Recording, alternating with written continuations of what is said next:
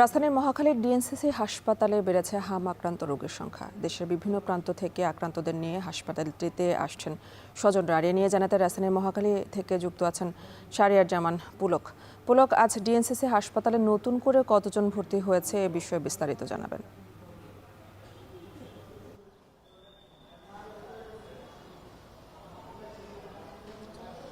আসলে আপনি যেটা বলছিলেন, ডিএনসিসি যে হাসপাতালটি রয়েছে মহাখালীতে প্রতিনিয়ত কিন্তু আসলে রোগীদের সংখ্যা এখানে বাড়ছে। চিকিৎসকরা যারা রয়েছেন তারা আমাদেরকে বলেছেন আজকে নতুন করে আরো 200 জনের মতো রোগী এখানে ভর্তি হয়েছেন। আর এর পাশাপাশি এই হাসপাতালটিতে কিন্তু এখনো পর্যন্ত 4500 জনের অধিক হাম রোগীদেরকে সেবা দেওয়া হয়েছে এখনো পর্যন্ত। ঈদ পরবর্তী যে ঈদ রয়েছে এই ঈদের পর্যন্ত তারা মনে করছেন যে এখনো পর্যন্ত 5500 রোগীর মতো তারা এই সেবাটা দিতে পারবেন। এছাড়া এখানে যে আইসিইউর সংখ্যা, সেই আইসিইউর সংখ্যায় কিন্তু বেডও কিন্তু বাড়ানো হয়েছে। আমরা এখনো পর্যন্ত জানতে পেরেছি, তারা বলছিলেন যে সকাল পর্যন্ত 54টি বেড আসলে আইসিইউর যে বেড সেগুলো কিন্তু রোগী রয়েছে। এর পাশাপাশি আরও 12টি বেড তারা ফাঁকা রেখেছে বলে জানাচ্ছেন এবং বলছেন যে যদি প্রয়োজন হয় তাহলে আইসিইউতে বেডের সংখ্যা আরও বাড়ানো যাবে। তবে সবচেয়ে বিষয়টি হচ্ছে যে এখানে যে রোগীরা রয়েছেন সেই রোগীদের কিন্তু বেশিরভাগই প্রায় 70% রোগী কিন্তু ঢাকার বাহিরের, এবং যারা রোগীরা সাথে চিকিৎসকরা যারা রয়েছেন তারা বলছেন যে প্রান্তিক পর্যায়ে চিকিৎসকরা এবং চিকিৎসা যে সেবাটি সেটি আসলে তারা পাচ্ছেন না।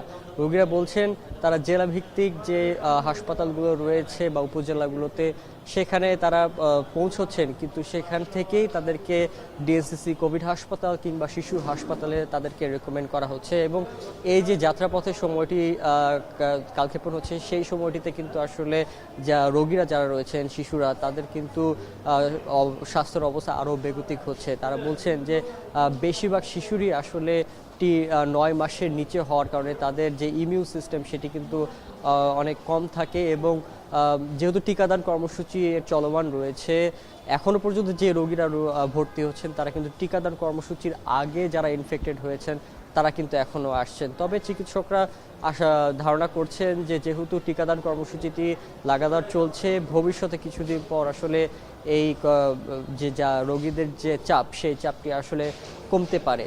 তবে এখনো পর্যন্ত যে রোগীরা এখানে এসেছেন প্রতিদিনই কিন্তু দেখা যাচ্ছে যে আইসিইউতে রোগীর সংখ্যা বাড়ছে, এবং চিকিৎসকরা যারা রয়েছেন তারা বলছেন যে এখন যে সময়টিতে আসলে রোগীর সুস্থ হওয়ার পরও যাতে বাসায় ঠিকভাবে দেখভাল করা হয়, কারণ 4 সপ্তাহ পর্যন্ত রোগীদের ইমিউন সিস্টেম অনেক দুর্বল থাকে। তো এই ছিল মোটামুটি চিকিৎসকদের কাছ থেকে পরামর্শ। আমার কাছে এই ছিল রাজধানীর মহাখালী থেকে সর্বশেষ। রাজধানীর হাম পরিস্থিতি নিয়ে জানাচ্ছিলেন সহকর্মী শাহরিয়ার জামান পুলক। এদিকে ময়মনসিংহে হাম সংক্রমণে আরও 1 জনের মৃত্যু হয়েছে। এ সময়ে হামের উপসর্গ নিয়ে হাসপাতালে নতুন ভর্তি হয়েছে আরও 24 জন। আর এই নিয়ে জানাতে ময়মনসিংহ থেকে যুক্ত আছেন সহকর্মী ইমতিয়াজ আহমেদ।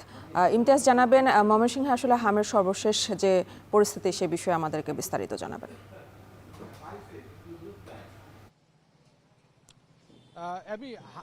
হামে কিন্তু ময়মনসিংহ মেডিকেল কলেজ হাসপাতালে ক্রমেই কিন্তু মৃত্যুর যে সংখ্যাটা সেটি কিন্তু বাড়ছে। কালকেও আমরা যেটা জানিয়েছিলাম যে 2 জন শিশু মৃত্যুবরণ করেছে, এবং আজকে গাজীপুরে 15 মাসের এক শিশু কিন্তু সেখানে মৃত্যুবরণ করেছে। আমরা ময়মনসিংহ মেডিকেল কলেজ হাসপাতালে দেখছি যেহেতু বিভাগের একমাত্র একটা অন্যতম ভরসাস্থল, 1000 শয্যার বিপরীতে অন্তত কমপক্ষে 5 থেকে 7000 রোগী ভর্তি থাকে, এবং সেখানে শিশু বিভাগে কিন্তু একেবারে উচ্চ পড়া ভিড়। বিভিন্ন শরীরের লাল র্যাশ, মেনিনজাইটিস থেকে শুরু করে ঠান্ডা, কাশি এবং তীব্র নিউমোনিয়া নিয়ে কিন্তু যারা রোগী রয়েছেন, ছোট ছোট শিশু রয়েছে, বেশিরভাগ ক্ষেত্রে 1 বছরের কম শিশু যারা রয়েছেন তারা কিন্তু এখানে এসে ভর্তি হচ্ছেন।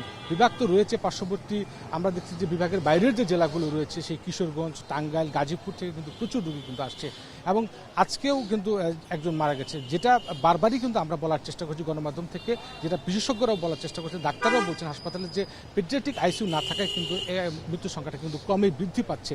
এবং আমরা যতদূর জানতে পেরেছি যে এই সময়টাতে বিশেষ করে যখন মুমূর্ষু একটা 4টি শিশু থাকে সেই সময় তাদেরকে বাবল সিপিএফ দিয়ে কোনোভাবে তাকে ভেন্টিলেশন দিয়ে কোনোভাবে তাকে রক্ষা করা হচ্ছে। তবে আইসিইউ সাপোর্টটা পেলে হয়তো মৃত্যুর সংখ্যাটা কিন্তু অনেকটা কমে আসতো।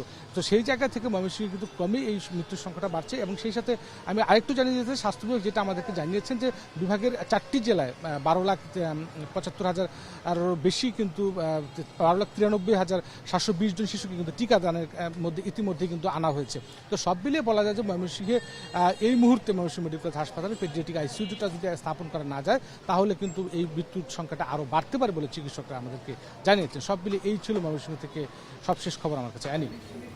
ময়মনসিংহের হাম পরিস্থিতি নিয়ে জানাচ্ছিলেন সহকর্মী ইমতিয়াজ আহমেদ।